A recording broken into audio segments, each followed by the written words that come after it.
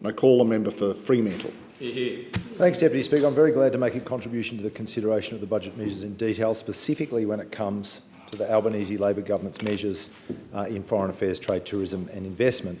There's just no doubt, Deputy Speaker, that Australia's sustainable economic well-being, its peace and security, its capacity to be a responsible and influential middle power on the world stage, and particularly in our Indo-Pacific region, depends on the highest quality engagement through all the vectors of foreign engagement in trade, in development assistance, in defence and diplomacy. But we certainly didn't get that from the previous government really in any of those areas, let alone on a concerted strategic basis. Mercifully, that has now changed. Within barely a month of the election of the Labor government, the Prime Minister had held face-to-face meetings with leaders of some of our most important partners and neighbours, including the US, Japan, India, Indonesia and New Zealand. And in the first 6 months, the Foreign Minister has renewed contact with some of Australia's closest partners, visiting 21 countries. My good friend and colleague, the Minister for International Development in the Pacific, has already met with all of his Pacific Island Forum member counterparts, and a number of them more than once. Deputy Speaker, there's no question that that kind of attention and engagement is vital to promoting our national interest. That's why the government and its ministers, including the Minister for Resources here, the Minister for Trade in the other place, are bringing to bear all the tools of statecraft to pursue and secure those interests, many of which depend on international cooperation and on multilateral forums and agreements.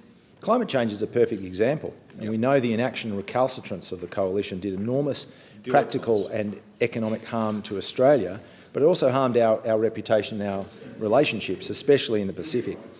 From the Leader of the Opposition, who once crudely joked about Pacific Islands being subsumed by rising sea levels, we now get equally crude dog-whistling about Australia's participation in climate mitigation funding mechanisms for developing countries.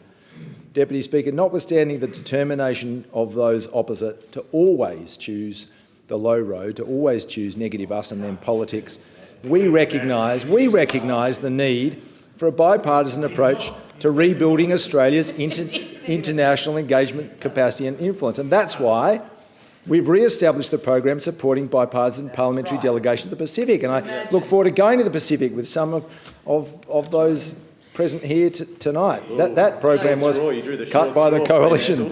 I'm going to Fiji, I think, on December the 11th, so hopefully some of you will be with me. Yeah, we recognise, Deputy Speaker, the need to be united in showing up, listening and working with our Pacific family. We've seen under the former government the consequences of a different approach.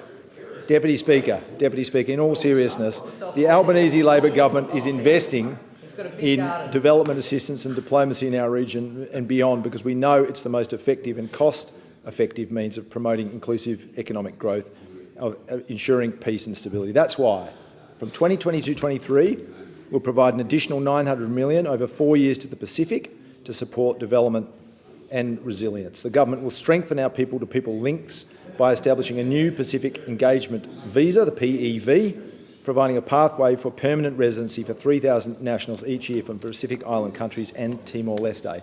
And we'll support civil society and non-government organisations who do such incredible and necessary work, Deputy Speaker, on the ground in local communities. We'll provide $32 million to the Australian Broadcasting Corporation under a new Indo-Pacific broadcasting strategy to help foster a diverse, independent and professional regional media sector. And the government will boost our ODA to Southeast Asia by providing an additional $470 million over 4 years, including, and this will get those opposite going, a new $200 million climate infrastructure partnership with Indonesia. Fall off of that. Our focus, Deputy Speaker, on the significance of Southeast Asia will be reflected in a new Office of Southeast Asia within DFAT.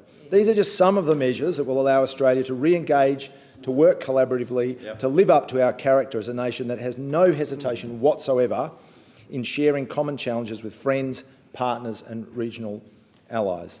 Now, as we emerge from COVID-19, there is an opportunity to refresh and reframe our development assistance programs where we can once again fulfil Australia's historic role as a supportive, responsive, collaborative regional partner and as a middle power looking to have positive influence in areas like climate, ocean protection, fair and free trade, peace and disarmament. I'd be interested in the Minister's The member's views on time has all of expired. those I thank things. the member for their contribution.